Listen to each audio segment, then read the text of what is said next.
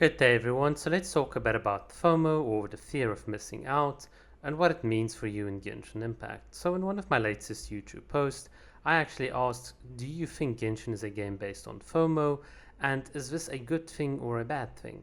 And the majority of people said, well, yes, it is a game based on FOMO, and they do think it is a bad thing, which is really interesting because a lot of the Genshin community is very dead set on leaks and like upcoming characters, which in a certain sense promotes this fear that you don't want to miss out on the latest greatest upcoming unit.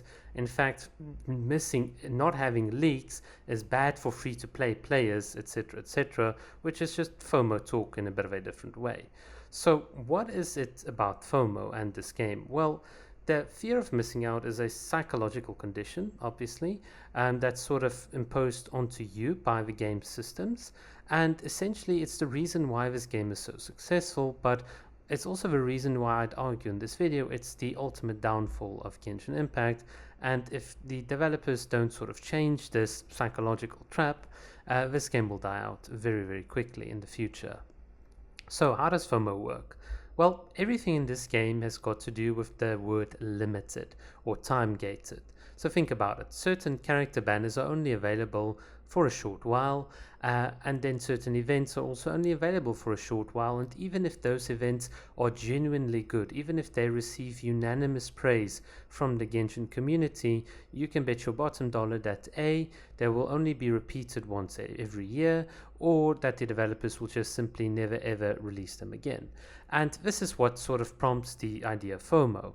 You've got to log in every day, otherwise you're going to miss out on primo gems. You've got to do these limited events that honestly give you a very meager amount of primo gems, about 420 to 600, and otherwise if you don't do it, well, you're going to miss out. And what happens when you miss out on primo gems? Well, you can't get the character that you want.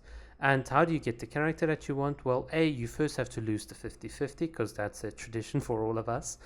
And then once you lose the 50-50, well, now you have a choice of either continuously replaying or spending money. That's sort of how it works. And here's a little kicker. If you do spend money and you just lost the 50-50 and you so want the best character in the game, you want this character. So you spend money on it, and after about 50 wishes, which is like the $100 pack, you still don't get anything, because statistically you are most likely to get a character only after about 72 wishes. So what do you do now? Well, you go back to the shop and you'll be like, all right, I've counted my pity, I've counted, so I'm about 20 wishes away. So what do? You just get the little 20 wish pack or the 30 wish or whatever, and you just spend that little bit extra, and then finally you can get the character that you want. And yeah, that is sort of it if you sort of give into Genshin Impact. But you might say, well, look, I'm a free-to-play player. I don't care. I'm never going to spend money. And that's true. But you know what you will spend on? Your time. You will spend in some sort of way. You will make a sacrifice in some sort of way to get the very thing that you want. That's just a fact of life when it comes to games like these that are very, very grindy in nature. So if you don't get the character that you want right away, well, as a free-to-play player, you're going to have to keep logging in every day, which is going to form a habit of logging in. You're going to have to get a very paltry 60 primo gems every day, almost like a third of a wish or whatever. And you're going to force yourself to play through all the events whilst you're still saving up for your character and their rerun. And you know what happens? Well, the fear of missing out, or FOMO mechanic, now gets into gear, and MiHoYo releases another new shiny brand new character that you don't want to miss out on because everyone else has it. Ladies and gentlemen, that is how Genshin Impact works. That is how Genshin Impact is so successful. Whether directly, whether you are spending, or whether you're free to play, this game has got it all to hook you.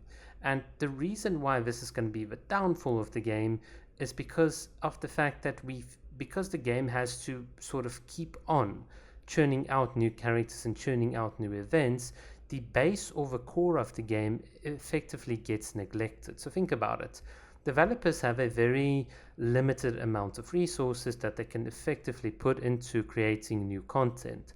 So they can either A, give us proper in-game content, repeatable, procedurally generated content for players that are playing the game on a long-term basis, Or B, they can focus on just churning out new regions, churning out half-baked events, half of which are good, half of which are pretty bad, and they'll repeat the bad ones and they'll never really give us the good ones back. So this is how Genshin works. The quality degradation that happens because of this implicit fear of missing out mechanic that the game's got means that the developers are most likely going to focus on the things that are successful.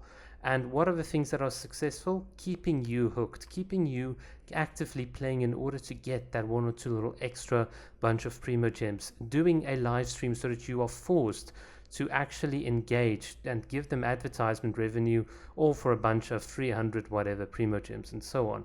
That's how this game works. And in a certain sense, it's a shame, because if the developers had gone instead and said, listen guys, all those events you loved, we're going to put them on repeat. The next few 2 or 3 patches, there's no new content. After that, we are going to fix all the core fundamental issues that have been present since day one, including Xin Yan's buggy shield. That is when this game will turn, when the developers put in a serious effort and attempt to actually change the core of the gameplay experience to bring it more in line with what the community expects, and also to bring it more in line with what we expect from titles such as this one. And let's be honest, Genshin Impact has gotten a lot of revenue, so there's no excuse for this. We don't need more content. Content's not the thing that we need.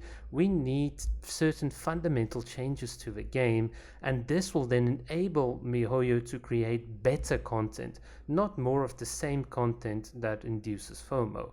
And that is my sort of argument around it. Is Genshin Impact a fantastic game? Yes. Does it have some great mechanics and events?